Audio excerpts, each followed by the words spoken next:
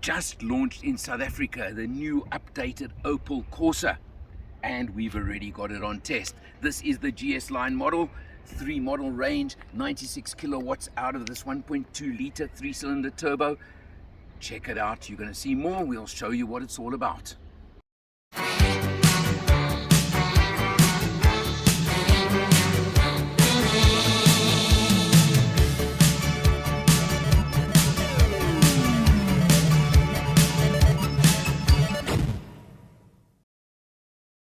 Hello, my name is Michael. I'm the owner of CHANGECARS and the host of the TV show All Things Motoring. I have one mission, and that is to make a difference to the motoring public. Making a difference how? Making sure that you have safe options, making sure that you have knowledge. In that regard, it is my absolute pleasure and privilege to work with Alan Rosenmeyer of MotorMatters. The man with a hat, I'm the man with no hat, he's the man with the knowledge. Thank you for watching. Hi, I'm Alan Hart from MotorMatters, CHANGECARS and All Things Motoring. And we are looking at the new Opel Corsa. And this is the GS line model, which means it's the top of the range. Now, they just launched this updated version a couple of weeks ago. And the first thing you can see to know it's the updated version is, of course, this prominent black visor grille that you get on the Opels now. And it's one of the family ones as well. You can see the visor grille that tells you immediately it's an Opel. You've also got quite a prominent black section below over here, just to indicate, again, air intakes, etc. And of course, you've got LED lighting with daytime running lights these days. All these things that just tell you the fins, the black fins. You can see it's the sporty model in the range. Another way you can tell that it is the top model in the range is the 16-inch alloys are dual tone diamond cut.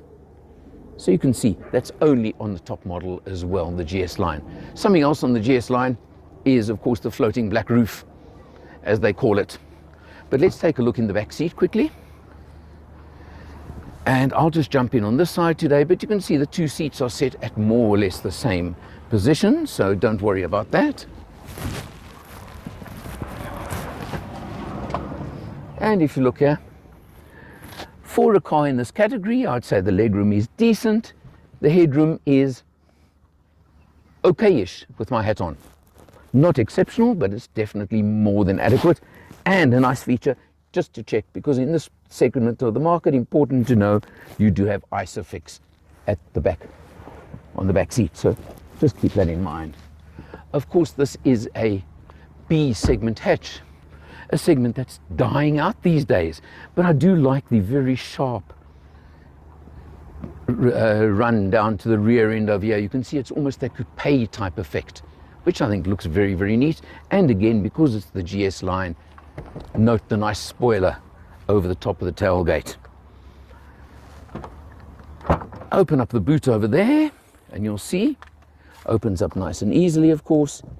Lift up, and well done, Opel. This is a full-size spare wheel under here. I had to just double check. It's very deep under there, that well. It actually is a full-size spare wheel. There is quite a lift over the tailgate, you can see, to get into the boot area, but I don't think that's a problem. But of course, time for the Allen. So after struggling slightly to get in over the high lip, let's call this about a 80% Allen boot. Not quite a 1 Allen boot, as you can see. Can, of course, fold the rear seats 2/3, 1/3 if you need more load space. Now, probably struggle to get out again as well, just because of that. Not as bad. Right, the Corsa range are all powered by a 1.2 litre 4-cylinder petrol engine, powering the front wheels. In the Light and the Edition models, it's a 74 kilowatt non-turbo with 205 newton meters of torque manual gearbox. GS line gives you the turbo, which kicks you up to 96 kilowatts, 230 newton meters of torque, and only a 6-speed automatic driving the front wheels. So you've got to decide not only on the spec level you want, but whether you want a manual or auto. Let's check it on the road, let's check it inside. And as always, we're on the twisties, on the way to Hearties. Yeah, of course. Every car we test, we try and bring on this trip on this road, because you can see it's open road, it's countryside, and there are a few twisties along the way just to keep me entertained. And of course, in the typical Opel fashion, you've got nice handling. It's that little bit stiffer, that little bit harder, but it's the sporty ride, can we call it that? And this GS line, 1.2 litre 3-cylinder turbo petrol engine, 96 kilowatts, 230 newton meters of torque. Interestingly, it may not be the quickest off the line, but let me tell you, once it's going and once it's in the rev range and once the turbo's kicked in, it has got lots of grunt, lots of go. Overtakes are easy, uphills, doesn't matter what it is. The 6-speed auto's comfortable and smooth, and I reckon open road cruising, you could cruise all day and probably consume just under 6 litres per 100. We're just about that figure right now. It's got everything you want. Being the top of the range, it's got reverse cameras, it's got Android Auto, Apple CarPlay, although I'm going to complain quickly and tell you that the Android Auto is cable only, and it's only a USB-C, which I don't have. So a little bit of a pain over there, but you know what? Probably I've got to catch up with the times more than anything else. But so yet another one of those cars that really is a pleasant and fun little car on these twisties. That's the big thing. Savvy investing is best left to the experts. And when it comes to offshore investing, it's even more important to talk to an expert. Well, Earl Don from Forexpert is the guy you should be talking to for your offshore investments.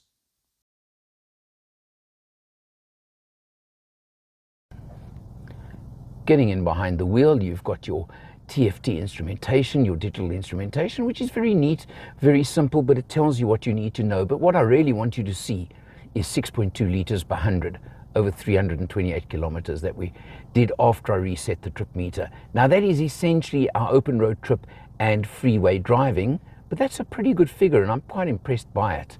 So I think that's what you need to know and what you want to know.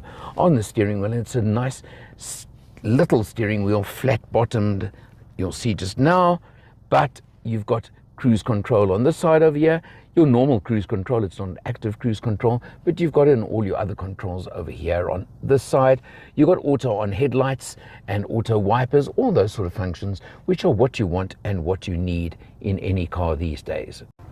Starting on the center screen over here, the infotainment screen, it looks like a nice big screen, and it is a nice big screen, and it gives you the different functions you want. It gives you everything you need and it works nicely. But the strange thing is, if you just come down to the gear lever, which is an old-fashioned type, but it's the gated left, it sort of slots up and down and left and right. But have a look again. Strangely, the camera is quite small. The rear view camera, you have got the overhead, which does have park distance, has distance controls to show to the side, but I was just quite surprised by how small the camera view is, but it works and that's what counts. So I'm not going to complain that much. Nice feature here is your volume control for your infotainment, for your sound, for everything else. You come down below that, you've got your air conditioning. Again, got knobs which work nicely, very simple, very easy, fan over there, temperature control, etc., etc. It all works nice and easy, nice and compact. Then below here you've got a place for your phone. It doesn't have inductive charging and it's hidden away over here, but one USB, and it's a USB-C only. Now call me old-fashioned, I still work with USB-A, so I did have a problem using my phone over here to connect it, for example, for Android Auto. I couldn't use Android Auto in this phone, but I did Bluetooth and it worked perfectly well for phone calls. So it is just a bit of an anomaly and something that I'm not quite sure why. But anyway, over here below that, you have got the button here, because being the GS line model, you do have lane departure, a lane departure warning system, and you can turn it off if you want to over there. I showed you the gear shift, nice and easy, and GS Line also gives you the electronic parking brake as opposed to good old-fashioned handbrake. Now the seats, nice buckets, you can see good bolsters both on the seat and on the backrest, and you've got a mix of cloth with leather on the outsides. Neat, comfortable, I must say pretty comfortable seats, good headrests. The driving position is good. I've got no complaints. You can adjust the steering wheel. You can do everything you want. They're all there and thereabouts. Your dash itself is a nice flowing dash. It looks neat. It looks good. So, the new updated Corsa. They're the 3 models in the range, starting with a light, and then you get the Edition, and then you get this GS line.